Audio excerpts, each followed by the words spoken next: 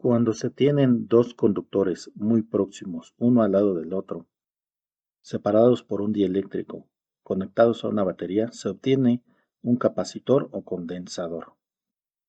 Un capacitor o condensador es un dispositivo que se utiliza para almacenar energía y esta depende de su capacitancia.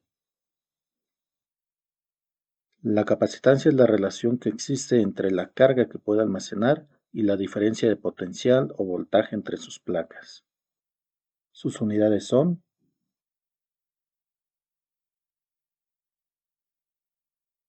coulomb entre voltio, pero el voltio es joule entre coulomb. Por lo tanto, tenemos coulomb cuadrado entre joule, y esto es igual a un faradio. Puede calcularse la capacitancia en base a sus dimensiones, mediante la siguiente expresión. La capacitancia en el vacío es igual a la permitividad absoluta en el vacío por el área entre la distancia.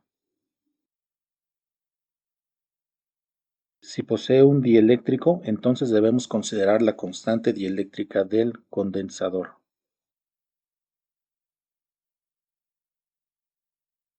No debemos olvidar que epsilon 0 es igual a 8.85 por 10 a la menos 12 coulomb cuadrado sobre newton metro cuadrado.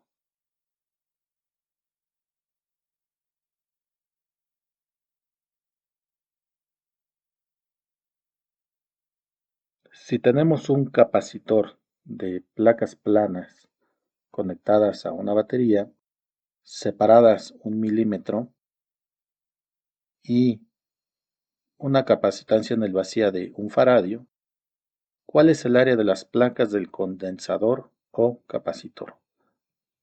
Tenemos la expresión y despejamos el área.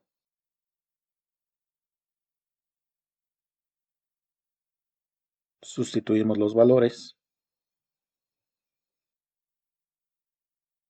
Un coulomb cuadrado sobre newton metro por 0.001 metros entre 8.85 por 10 a la menos 12, dándonos un resultado de 1.13 por 10 a la 8 metros cuadrados.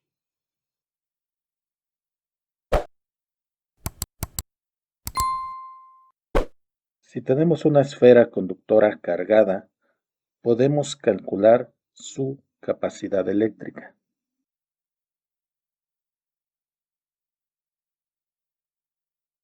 En el vacío es igual a 4 veces pi por epsilon 0 por r, o, mediante la segunda expresión, el radio entre K0.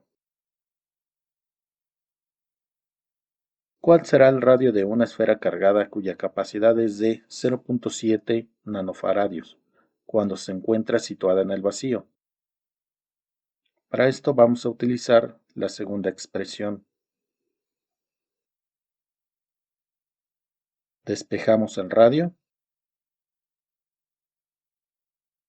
Sustituimos ahora los valores. 9 por 10 a la 9 por 7 por 10 a la menos 10, dándonos un resultado de 6.3 metros.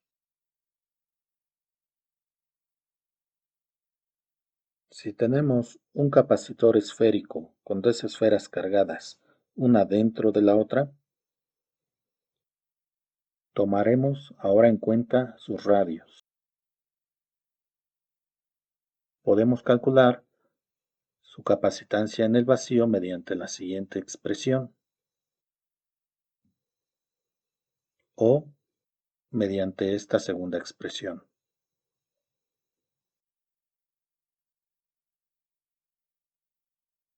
Hay que tomar en cuenta la constante relativa del dieléctrico.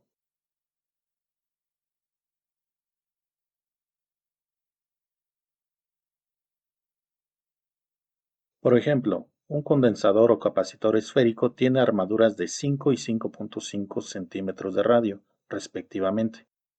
Calcular su capacitancia si su dieléctrico es vidrio con una constante relativa de 2.5. Lo primero que hacemos es calcular la capacitancia en el vacío. Sustituimos los valores, 4 veces pi por 8.85 por 10 a la menos 12 por 0.05 por 0.055 entre la distancia, dándonos un resultado de 6.11 por 10 a la menos 11 faradios.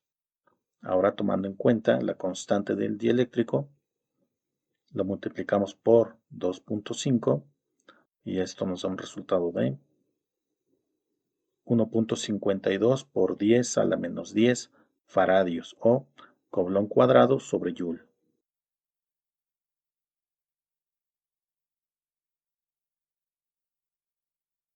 Podemos calcular la energía que puede almacenar un capacitor mediante estas tres ecuaciones.